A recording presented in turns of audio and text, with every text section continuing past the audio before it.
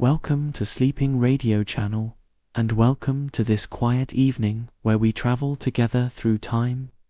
Tonight we will follow the long and gentle story of a plant that walked beside humanity for thousands of years. In the soft silence of the night, when the noise of the streets fades and the lights of the old cities grow calmer, there is something strange and constant in human history that begins to appear. It is a companion that moved with people from the dry plains of Central Asia to ancient temples in India and crowded markets in the Middle East. Today, many see it as a subject for scientific debate or legal argument, and sometimes as a source of worry or controversy. Yet its story is far older than any modern law or modern discussion. Its story begins in the soft darkness of the first centuries, when there was no modern medicine and no written laws as we know them today. There was only the human being, the open sky, the earth, and the first curious attempts to understand the world and to calm the restless mind or reach beyond it. Imagine the wind moving slowly over low hills and open steppe in the heart of Central Asia. There, thousands of years ago, wild cannabis grew alone without human hands caring for it, swaying lightly in the breeze and shining with a thin layer of morning dew. No one knew that this small plant would one day become part of human history. No one imagined that its leaves would be mentioned in religious texts, in medical writings, and in philosophical reflections spread across continents. Perhaps this was 7,000 or 8,000 years ago, in a time with no great cities and no paved roads. People lived close to the soil, hunting, gathering, and then slowly learning the first steps of agriculture, watching every plant carefully, its shape, its smell, and its effect when burned or touched. In such a world, discovery did not happen in laboratories filled with glass and metal. It happened in clay huts, by small campfires at night, and in fields where people experimented with what the earth offered them. The ancient peoples of the steppes, nomads and horsemen moving from valley to valley, were among the first to notice that this plant was different. They used its long stalks to make strong fibers for ropes, clothing, and tents. So at the beginning, cannabis was a useful material long before it was a mind-altering one. With time they paid attention to something else. When the seeds or dry leaves were thrown into the fire, a warm and special smoke rose into the air, a smoke with a gentle scent that seemed to soften the mood and slow the flow of thoughts. Picture a simple scene on one of those forgotten nights.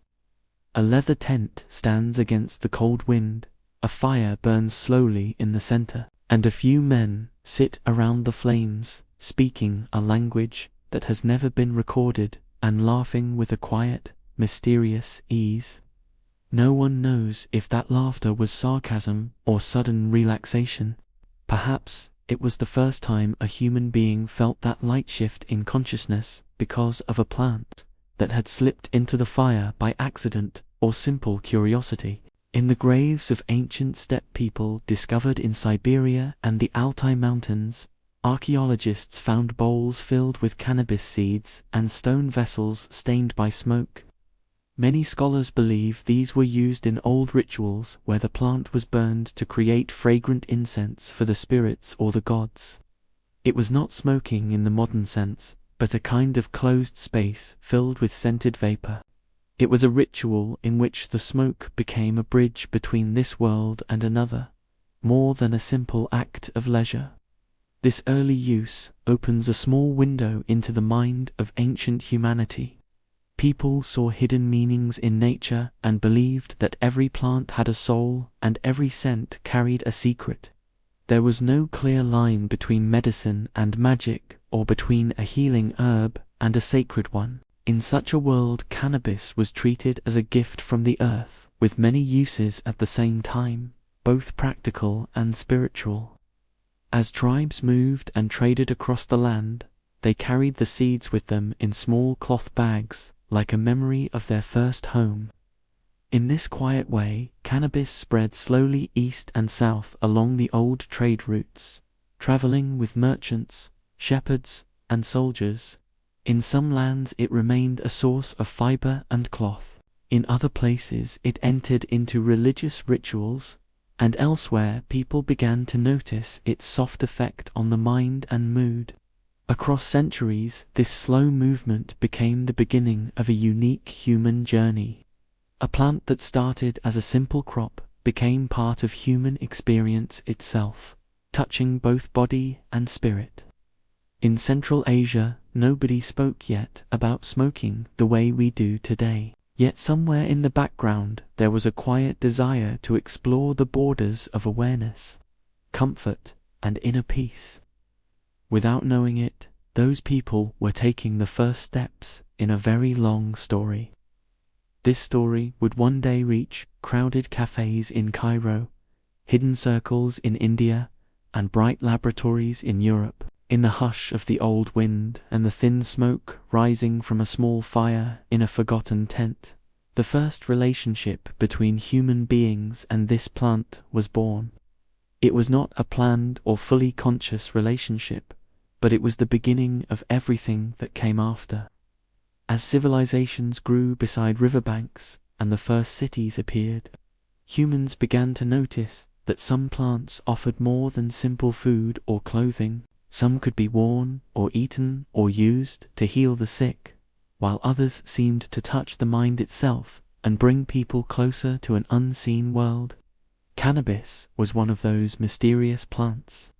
And when the earliest religions began to appear in the valley of the Indus, in ancient Persia, and later in India, this plant found a small but steady place in their rituals and beliefs.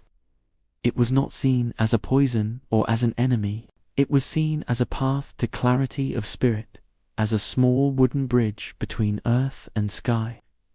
In ancient India, in the old Vedic texts that are among the earliest religious writings of the subcontinent, cannabis appears under the name Bang. It was described as one of the 5 sacred plants given to humanity as a sign of mercy and tranquility. Stories told that Shiva, the god of asceticism and meditation, would sit in the shade of a tree and drink a bang mixture, entering a state of deep, dreamlike clarity. People would grind the leaves with milk, herbs, and honey to make a cool drink, especially during great festivals. This was not seen as a cheap amusement. It was a spiritual act meant to calm the heart, open the inner eye, and restore balance to a tired soul. Slowness, silence, and softness were all part of this experience. It was as if human beings, even thousands of years ago, were searching for a moment of inner stillness in the middle of a noisy world. With time, these practices traveled into other cultures. In ancient Persia, some early rituals are thought to have used plants, much like cannabis, as incense. In fire temples they burned it so that the air would be purified and the prayers would rise through the smoke in a clearer way. The scent of the smoke was seen as clean and bright, as if it washed the space for worship. Even in some old Hebrew texts, there are words that some modern scholars think may refer to cannabis used in sacred oils. In those traditions, the fragrant oil was placed on the heads of priests as a mark of holiness. Interpretations differ and certainty is rare, but one idea repeats itself in many cultures. The smell and smoke of this plant seemed to open a hidden door and prepare the soul for deep spiritual states. What is beautiful in these ancient stories is that cannabis was not treated as something separate from humanity. It was seen as part of a living nature that spoke to people in a quiet language of scent and feeling. The old mind believed there was wisdom in everything that grew. In every flower there was a cure, in every vapor a secret, and in every aroma a message from the sky. When priests lit incense and watched the smoke rise slowly in stone temples, people followed its movement with peaceful eyes. It drifted upward in calm spirals, then dissolved gently into the air as if carrying their thoughts and burdens away. That moment, when the mind grew quiet and the heart felt lighter, was seen as one of the closest points a person could come to the divine. It was a pause in which daily worries lost their sharpness and a softer awareness took their place. In ancient China, too, cannabis appeared in old medical writings said to date back thousands of years. In the classic herbal book attributed to the legendary Emperor Shennon, it was described as a plant with strong healing powers, calming pain and easing the troubled mind. There, as in many places, medicine, religion, and philosophy were deeply tangled together. There was no hard border between physical healing and spiritual comfort. Across these lands the image of cannabis slowly formed. It was not yet a sign of escape, but a tool for stillness, a path to meditation, and a means of touching what could not be seen. This image is very far from the modern arguments and fears. Yet it tells us something important, that from the earliest days humans were searching for relief in body and mind, and this simple plant was one of the keys they tried to use. While India honored it, Persia burned it in temples, and China wrote about its healing use. Trade winds were quietly carrying its seeds westward toward new civilizations that would see it with fresh eyes. When the dawn of Islamic civilization arrived in the 7th century, the world was slowly changing. Cities grew larger, trade routes stretched from China in the east to Al-Andalus in the west, and ideas traveled with caravans just as silk and spices did. Among the many plants and goods that merchants carried was cannabis, which acquired a new name in Arabic. It became known as hashish, a word that originally meant simple green grass. At first, hashish was just one herb among many on the shelves of apothecaries and herbalists. Over time, it began to appear in medical and philosophical texts as a treatment for certain physical and emotional conditions. The great physician Ibn Sina, in his Canon of Medicine, mentioned cannabis with caution.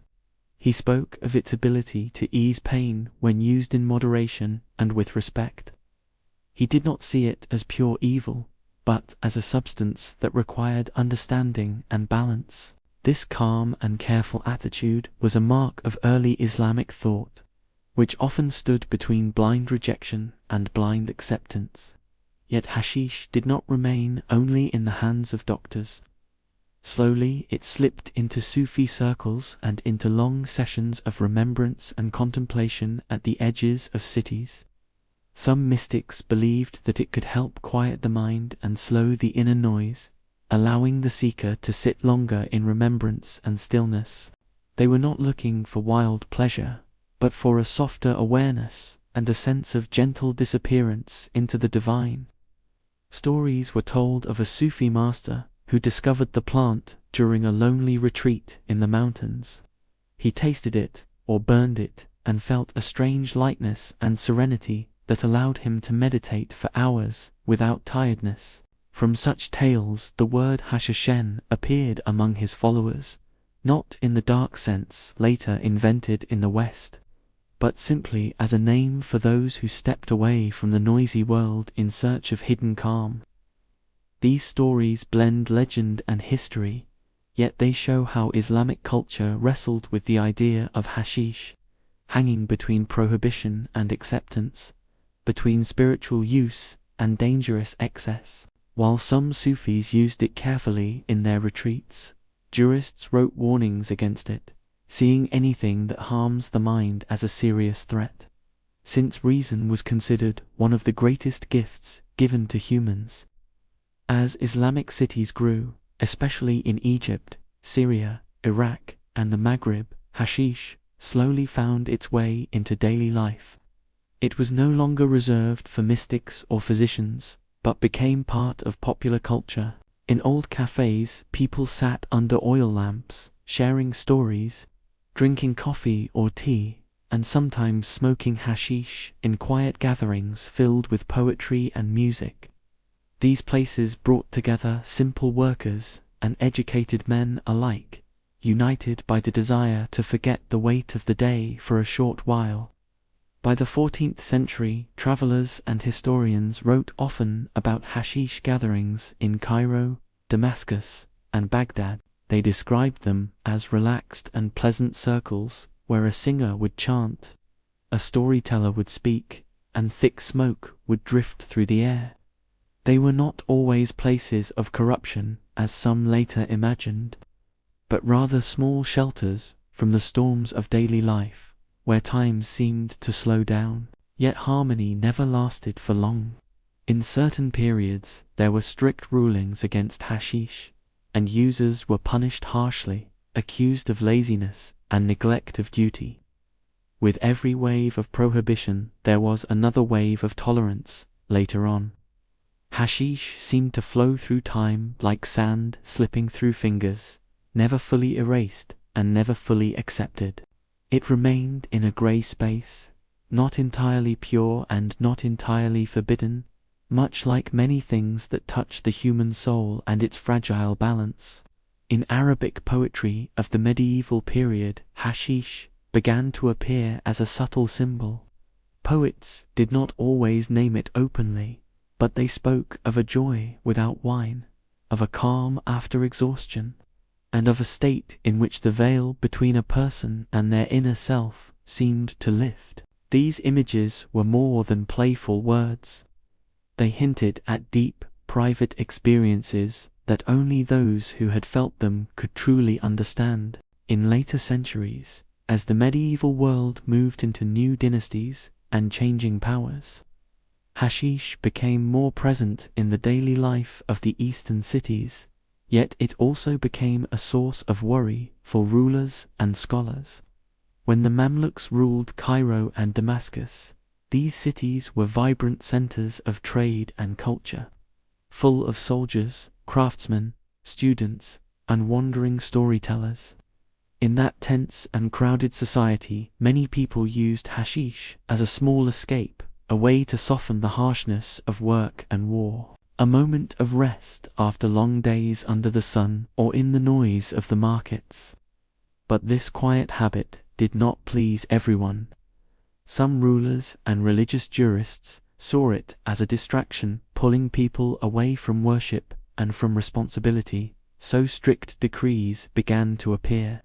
During the time of the Sultan Baybars in the 13th century, one of the first strong bans on hashish cultivation and use was issued. It was said that fields of cannabis were uprooted from the ground and that harsh punishments were applied to those who persisted in consuming it, as if the state wanted to tear out not only the plant but also the habit from the heart of society.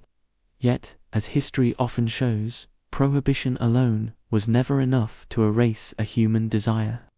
While laws were written in palaces and courts, life in the narrow streets continued in another rhythm. Ordinary people hid the plant in bags of spices, or planted it at the edges of fields away from watchful eyes, using it quietly as a small private comfort in a difficult world. Hashish had already become more than a forbidden substance. It was a silent symbol of resistance to pressure, or simply a sign of human tiredness and the longing for a short rest from a heavy reality. Wars, taxes, and repeated crises weighed on the lives of many in the Mamluk age. In such an atmosphere, human beings naturally sought anything that brought them a little comfort, even if only for an hour. Old cafés in Cairo and Damascus became secret shelters where people gathered at night. Behind half-closed doors and under dim lamps, they shared sweet drinks, listened to music and stories, and sometimes let slow smoke rise into the air while time itself seemed to walk more gently. When the Ottomans later took control of the region, the relationship between the state and hashish became more complex. At first, the focus of the Ottoman rulers was on other concerns, and wine was more present in their own traditions than hashish. But as the empire spread over Arab lands and North Africa, the habit of hashish use passed into their world as well. Ottoman documents mention punishments for those who traded or consumed hashish, not only for religious reasons but also because officials believed it weakened soldiers and reduced their readiness. Still, the plant lived on in the background of daily life. In the popular cafés of Istanbul and Cairo, evening gatherings often ended in quiet clouds of smoke. Men sat for long hours talking about politics, fate, and unseen futures, while a small pipe was passed gently from hand to hand. It was not pure rebellion nor hidden worship, but a very human custom, an attempt to lighten the weight of days.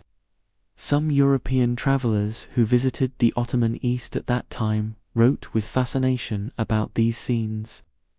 A French traveler described men in Cairo sitting by the Nile in the 17th century, passing hashish between them with calm faces. He said they did not appear drunk in a wild way, but rather deeply sunk into endless thoughts, as if the smoke opened a door inside the mind instead of throwing it into chaos. In the Mamluk and Ottoman ages, hashish thus lived between two extremes. It was forbidden in official law, yet beloved in many alleys and courtyards. Rejected in religious argument, but kept alive in songs, jokes, and shared evenings. From this tension, a new face began to form, a cultural face that was neither purely medical nor purely religious. Folk poets and simple singers started to mention hashish in their verses and tunes. Sometimes it appeared as a symbol of escape, sometimes as a symbol of quiet contemplation, or even as a strange source of humble wisdom. One story from Ottoman Cairo tells of a poor mystic who sat every evening by the river with a small pipe, staring silently at the water. People passing by thought he was lost or broken, but once he said to someone, "I do not run away from the world. I slow it down so I can see it clearly." In that simple sentence lies a summary of the human relationship with hashish across ages. It was not always a doorway to destruction. Sometimes it was simply a way to soften the speed of life, to change the angle from which a person looked at existence. By the end of this long medieval chapter, the seeds carried by merchants, soldiers, and wandering mystics had spread almost everywhere. Soon the entire world, east and west, would rediscover this plant, but in a new context, filled with modern science, strict laws, and changing ideas of order. When the early modern age began and global trade began to move with new speed, cannabis entered a new chapter of its journey. European ships crossed seas carrying spices, silk, gold, and among the crates, sometimes small hidden seeds of cannabis traveling without names. In Europe, the plant first entered not as a substance for calm, but as a useful crop. Its strong fibers were perfect for ropes, sails, and cloth. It became an essential part of shipbuilding, and some historians even say that the great journeys of exploration might not have been possible without hemp ropes holding the ships together. For a time, cannabis was simply a silent worker in the heart of the industrial age. But as contact between Europe and the Eastern world deepened, new stories traveled back with soldiers, merchants, and officials. During the French campaign in Egypt at the end of the 18th century, many French soldiers noticed the Egyptian habit of smoking or eating hashish in cafés. They saw groups of men sitting calmly under lantern light, their laughter slow, their movements soft, so different from the sharp effects of wine. Some soldiers tried it out of curiosity and wrote in their journals about a strange calmness that washed over them. When they returned to France, they carried more than memories. They brought tales of a plant that did not rage like alcohol but seemed to cradle the mind in a different type of quiet. In the 19th century, Paris became a stage for new experiments. A small group of writers and artists began meeting in what became known as the Hashish Club.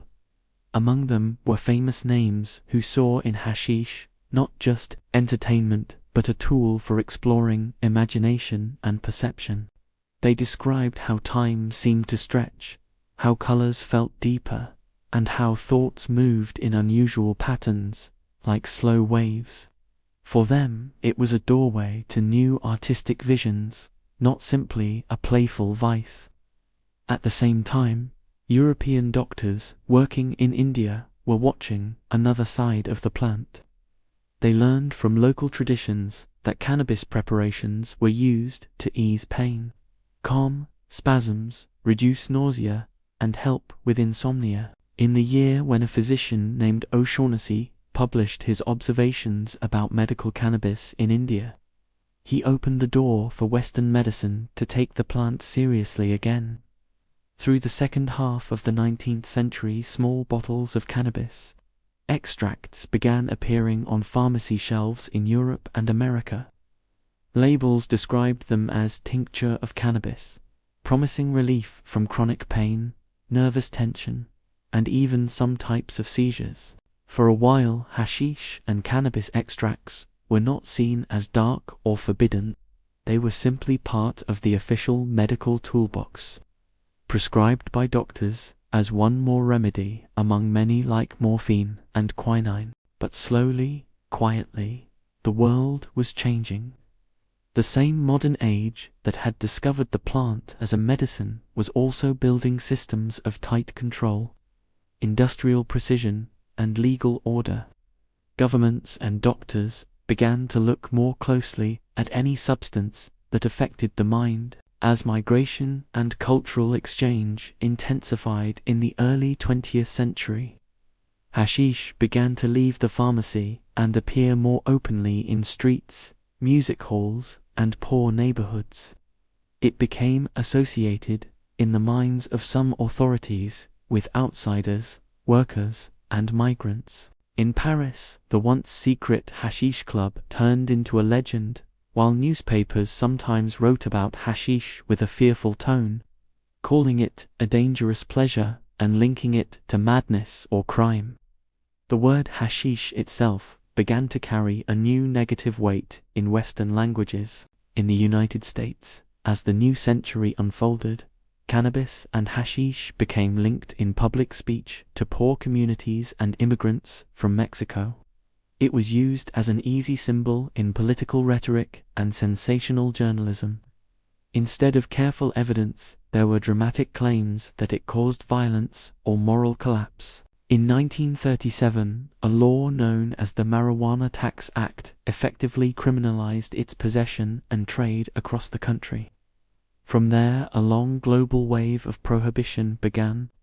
Within a few decades, many countries followed, placing cannabis in the same category as far more dangerous drugs, influenced by fear more than by balanced study. The plant that had been sold in pharmacies just years before was suddenly painted as a primary threat and as an enemy of public order. The language changed, and so did the image in public consciousness. Hashish and cannabis became symbols of rebellion or delinquency, depending on who was speaking. Far removed from their older roles in Indian temples or Middle Eastern cafés, yet even while official laws hardened, cultural habits did not disappear. In parts of the Middle East and North Africa, small cafés continued to fill quiet nights with the familiar smell of hashish smoke. In remote villages in India, Hindu ascetics still drank bhang during religious festivals as they had done for centuries. The world seemed divided between two visions, one that saw the plant as pure danger and another that saw it as an old companion. By the late 20th century, cannabis found itself in a strange position, hunted by police yet alive in music, stories, and hidden gatherings. It stood at the edge of a new era, one in which scientists would study it more precisely and societies would argue more loudly about its place. After the great wars of the 20th century, the world was tired. Cities had been destroyed, then rebuilt, but many souls remained bruised and restless. In the 1950s and 60s, a new generation of young people in Europe and America began to question everything they had inherited. They questioned war, authority, strict social roles, and narrow ideas of success. They searched for inner freedom, broader awareness, and different paths to meaning. In this atmosphere, cannabis reappeared in a new role, standing beside jazz, rock music, and new forms of poetry. Writers from the Beat generation in New York and San Francisco spoke openly about using hashish or cannabis as a tool for self-discovery, not as a simple escape, but as a doorway to another angle on reality.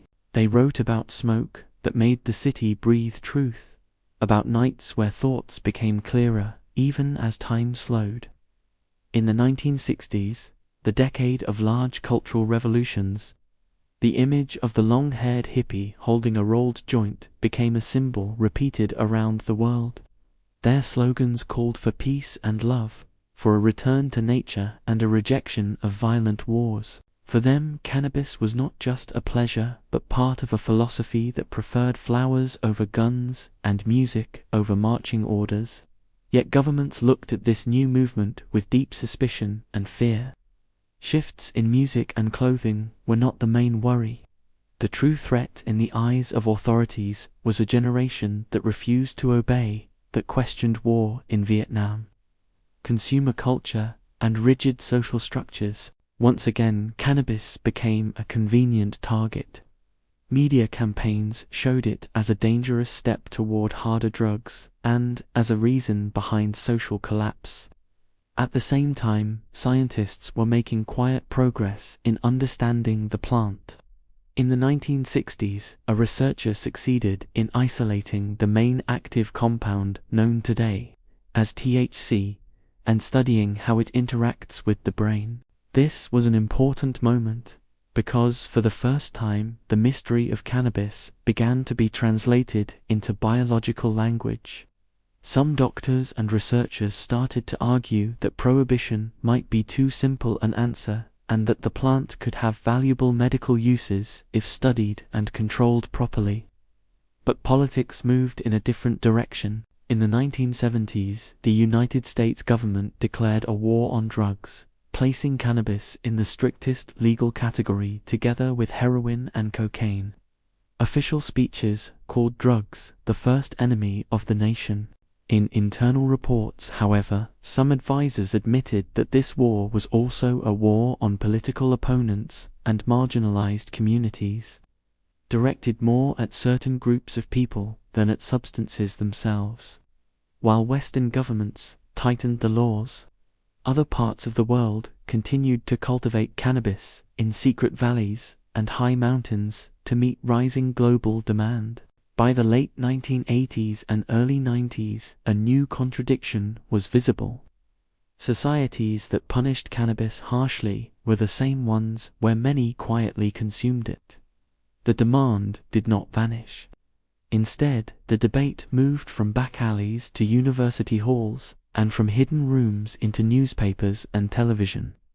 Cannabis was slowly turning from a dark taboo into a complex symbol. For some, it represented peace and creativity, for others, rebellion, and for politicians, it remained a problem to be controlled.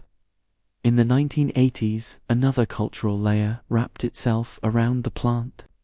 In American cities, rap and hip-hop were born in poor neighborhoods facing poverty and violence.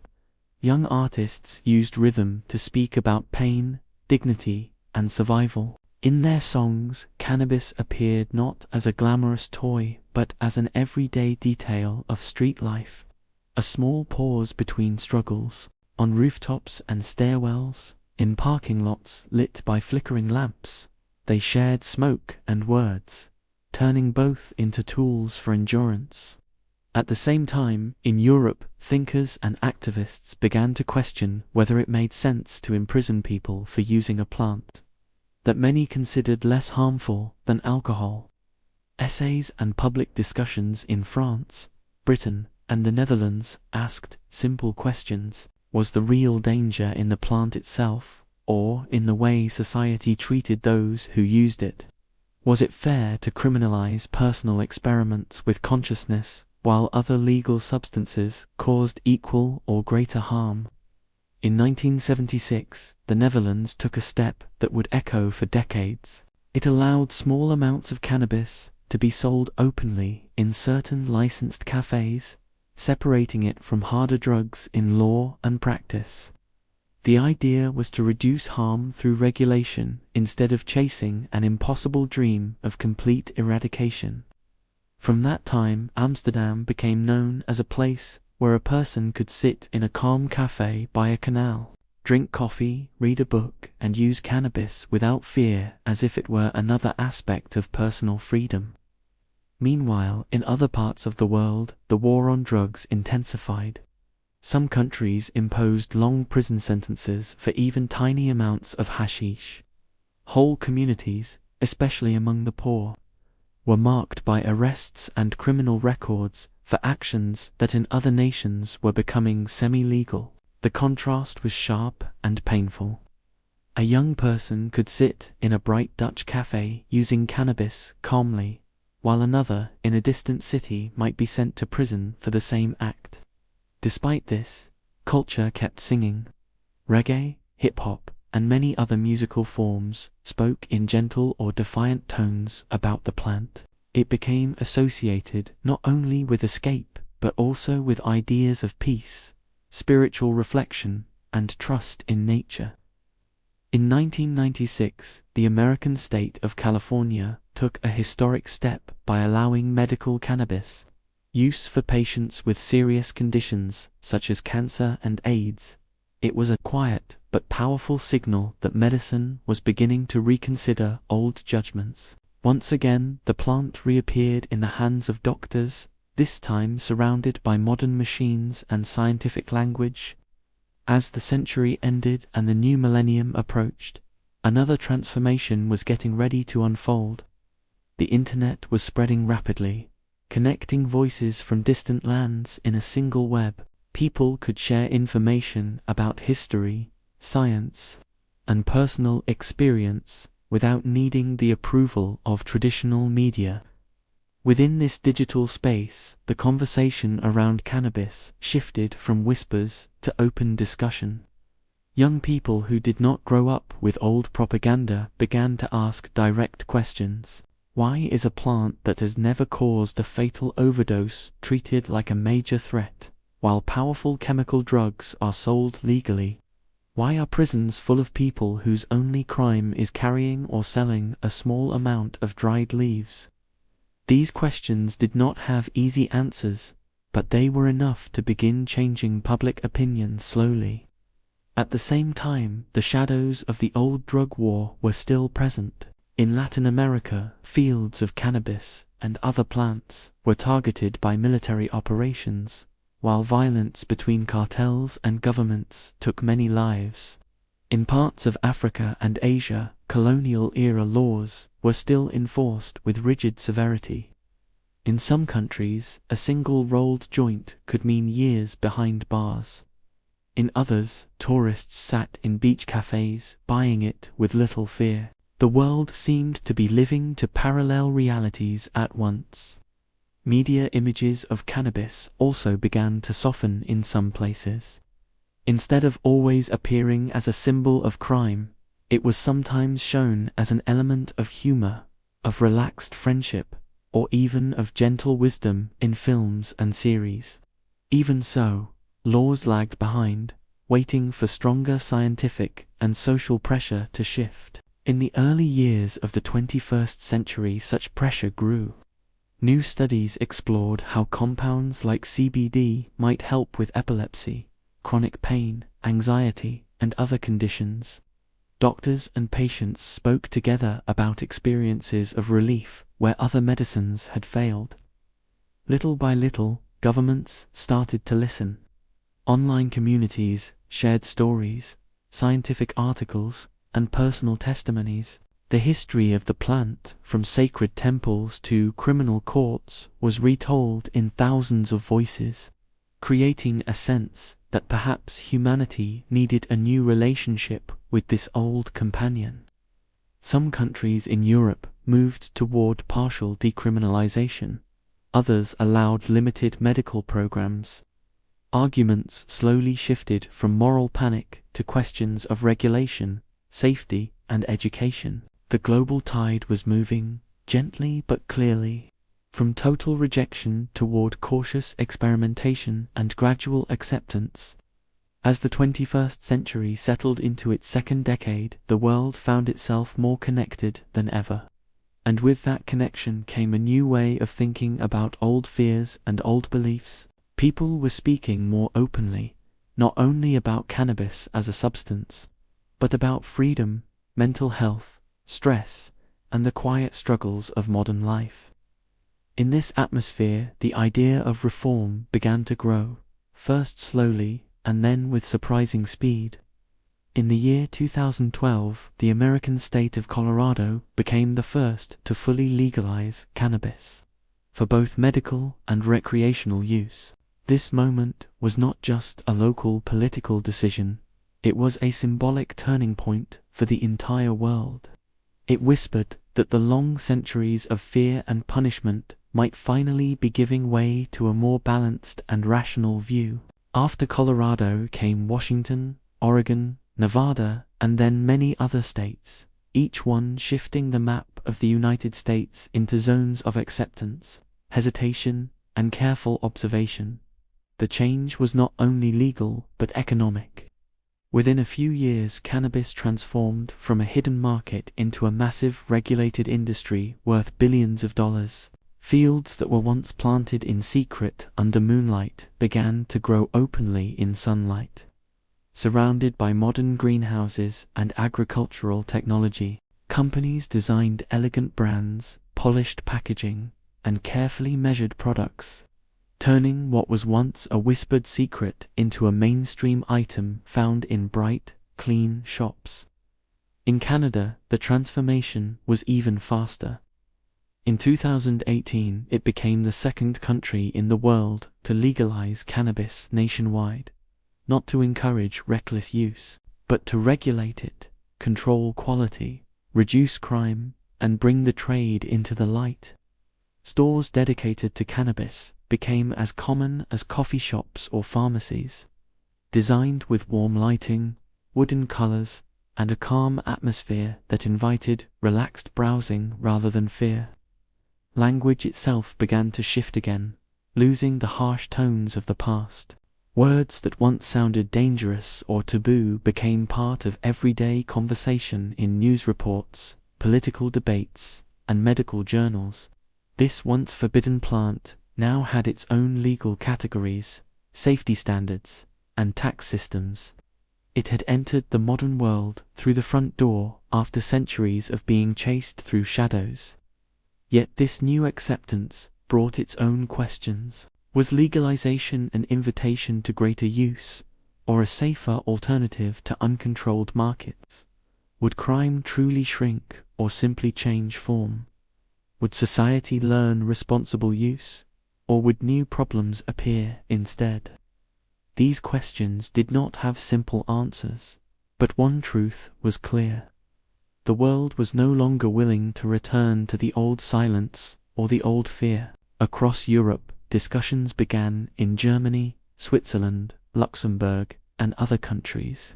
Some proposed full regulation, others partial decriminalization, and many more opened medical programs. In Latin America, Uruguay became the first country to fully legalize and regulate cannabis from planting to distribution, treating the plant not as an enemy but as a matter of social policy and public health.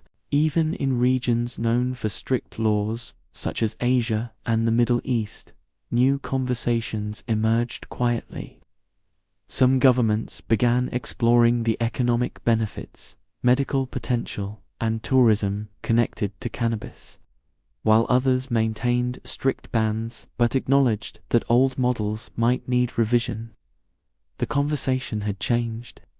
Cannabis was no longer simply a moral question or a symbol of rebellion. It was now a complex topic involving medicine, economy, culture, freedom, and responsibility. With acceptance came a new chapter of products, from oils and bombs to edible sweets and medicinal extracts. The plant that once moved silently through temples and deserts had now become a global commodity, wrapped in legal documents and market strategies. Yet behind this modern shine, another question lingered in the background. Had humanity truly changed its relationship with the plant, or had it simply changed its own perspective because of profit, politics, or shifting cultural winds? What was once punished as a dangerous act was now taxed and sold for revenue. What was once a reason for imprisonment was now a reason for investment. Such paradoxes reveal the turning wheels of history. Even as cannabis entered the modern economy, the deeper story remained the same. Human beings were still searching for calm, for balance, for meaning. In stylish cafés in Toronto, Berlin, or Amsterdam, people sat quietly with warm drinks and soft music, using cannabis products with the same ease as sipping tea. The younger generation saw it not as a mystery nor as a menace, but as a personal tool, something to be used thoughtfully, like a cup of coffee in the morning or a glass of wine at night. The topic became ordinary in social media, discussed openly in videos, posts, and podcasts. People spoke honestly about benefits, risks, medical uses, and even the philosophy of relaxation itself, in a world that pushed everyone to move too fast. As acceptance grew, so did ethical debates. Parents struggled to understand the new norms. Schools questioned what responsible use meant, and governments worked to balance personal freedom with public safety. For some communities, cannabis became a symbol of modernity and openness. For others, it remained a sign of moral decline or weakening discipline. In many countries, old tensions resurfaced. While legal businesses earned millions, thousands of people remained imprisoned for past cannabis offenses. This injustice fueled public anger and pushed several states to review old cases, offer pardons, or clear criminal records. Many realized that true justice was not only in changing the law, but in healing the wounds of the past. Culturally, the shift was also deep. In films, cannabis was no longer always shown as a joke or a vice. It appeared in quiet scenes where characters reflected, softened their emotions, or simply paused the noise of life. Music embraced the theme too, not to glorify mindlessness, but to express a need for gentleness, slowness, and harmony with nature. Even language evolved again, moving away from harsh labels like drug or forbidden and toward softer terms like herbal product or natural relaxant. The world seemed to sigh in relief, as if finally allowed to speak without fear or exaggeration. Yet one question hovered above everything. Did legalization mean full moral approval, or was humanity simply exhausted by the old battles? Perhaps the answer lay not in laws, but in the way people spoke, listened, and behaved. The calm tone of modern discussions suggested a simple truth. People no longer wanted fear to guide their understanding. They wanted honesty, balance, and room for personal choice. Cannabis had transformed from a symbol of danger or rebellion into a mirror reflecting the inner needs of society.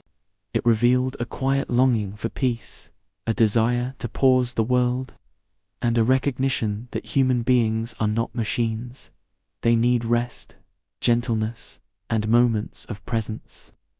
In the fast world of the 21st century, calm had become a rare treasure. The modern embrace of cannabis was not only about legality or commerce, it was also a collective search for comfort, for a softening of the mind in a time of mental overload.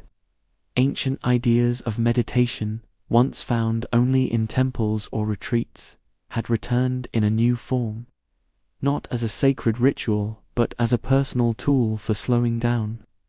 In modern cannabis lounges from California to Ontario, you could see a repeated scene. A young person sitting by a window with headphones in their ears, a warm drink nearby, watching the world outside move slowly.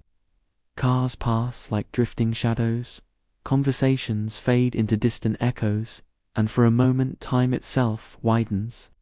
It is a form of slow awareness, not a pursuit of wild pleasure, but an invitation to be present. Many users did not seek escape, but reconnection, a gentle reminder that life is made of moments to feel, not only tasks to complete. Even in modern psychology, opinions began to shift. Researchers studied how compounds in cannabis might help calm the brain without shutting it down, offering relief to those struggling with anxiety, chronic stress, or insomnia. But, as always, this calm was not free of responsibility. Used without care, it could cloud the mind instead of clearing it, turning the search for peace into a habit of avoidance. As philosophers said, cannabis can become a mirror of the soul. What you seek in the smoke is often what you lack inside. Some modern schools of thought saw cannabis as a tool for what they called expanded awareness, a state in which the boundaries of the self soften, time stretches, and the world feels like a tapestry of details. Not every experience was beautiful, but each one was honest, showing a person their inner truth without decoration. Curiously, the Western world, which once dismissed ancient spiritual traditions, began to rediscover them through scientific language. Meditation, plant-based relaxation, and mindful breathing became trends supported by research instead of myth. It was a new meeting between the laboratory and the temple, between data and silence. The story of cannabis, at its heart, was revealing something deeper about humanity itself. People separated by culture, geography, and religion were united by one simple truth. They were searching for quiet in a loud world. Every generation found its own method. Some found it in travel, others in music, others in long walks or deep breathing, and some found it in the gentle smoke of an ancient plant. As the second decade of the century passed, cannabis became more than a plant or a product. It turned into a symbol of guided freedom, a point where law, economy, health, and personal experience met. In places where it was legalized, people could choose to use it, but always within structured rules, age limits, quantity limits, licenses, inspections, safety tests. Everything was monitored. This was freedom, but a watched freedom, a type of calm allowed under careful conditions. Economically, cannabis became one of the fastest growing industries in the world. Billions flowed through farms, labs, shops, and investment networks. Cannabis was now like a crop of gold, except that, unlike oil or minerals, it remained tied to sensory experience and human emotion. Its economic story could never be separated from its cultural meaning. Socially, the perception of cannabis changed in profound ways. What was once whispered about became a normal topic between friends, classmates, and colleagues. Still, ethical questions remained. Did every user understand the risks? Would new generations treat it with respect or carelessness? Could society trust individuals with this ancient tool? Politics, too, became a maze of contradictions. Some nations welcomed cannabis for tax revenue and tourism. Others feared it as a symbol of moral decline and resisted any change. Between these poles, alliances formed, debates grew louder, and public campaigns tried to shape collective opinion. Cannabis became a mirror of national identity, revealing values, fears, and ambitions. Culturally, cannabis now represented more than relaxation. It became a piece of modern philosophy about self-awareness, individuality, and humanity's bond with nature. It also carried the memory of centuries of fear, punishment, rituals, and misunderstanding, teaching that freedom is never just a law, but a balance between desire and responsibility. From sacred temples in India to medieval courts in Cairo, from Parisian cafés to Californian dispensaries, cannabis reflected the shifting face of humanity. Every era projected its own meaning onto the plant. It was sacred in ancient times, forbidden in the Middle Ages, rebellious in the 20th century, and commercial in the new millennium. Through all these changes, the plant remained the same. It was human beings who changed. They sought comfort, connection, and clarity in different ways depending on the era they lived in. At the end of this long journey, something becomes clear. Cannabis is not only a botanical story, it is a human story about how people cope with stress, seek meaning, express rebellion, and search for rest.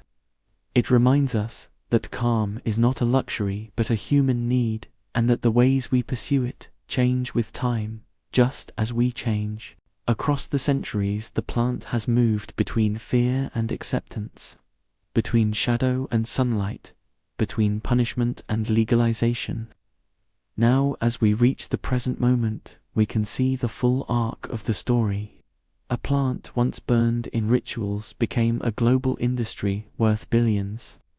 A symbol once feared became a subject of scientific study and political debate. What began as smoke rising from an ancient fire became a reflection of humanity's endless search for balance, rest, and gentle awareness.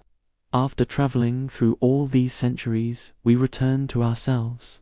We return to the quiet space inside the human heart where calm is born. We remember that true rest comes not from the plant nor from the law, but from the ability to slow down, breathe, and be present.